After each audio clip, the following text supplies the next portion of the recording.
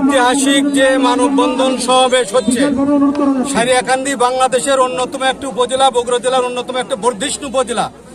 এটা অত্যন্ত সুশিক্ষিত জনগণের বাস, কিন্তু করাল এই যমুনার যে কবলে পড়ে সারিয়াকান্দির মানুষ দারিদ্র্যের একবারে সর্বনিম্ন পর্যায়ে চলে গেছে। সেই দারিদ্র্যের ওপর আবার খরার ঘা পড়ছে পার্শ্ববর্তী সেই জামালপুর জেলার।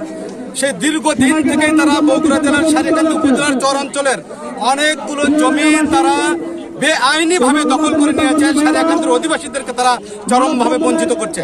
আজকে এখানে যে মানববন্ধন হচ্ছে, আমরা এখান থেকে উদাত্ত কণ্ঠে আহ্বান জানাই, বর্তমানে যে অন্তর্বর্তীকালীন সরকার আছে তারা অচিরেই এই বিষয়ে কার্যকর পদক্ষেপ গ্রহণ করে আইনি প্রক্রিয়ার মধ্য দিয়ে সারিয়াকান্দিবাসীর যে ন্যায্য অধিকার, তাদের যে বাপ-দাদার ভিটা মাটি চাষযোগ্য জমি সবগুলো তারা সারিয়াকান্দিবাসীকে ফিরিয়ে দিবে। এটাই হচ্ছে বর্তমান সরকারের কাছে আমাদের আহ্বান।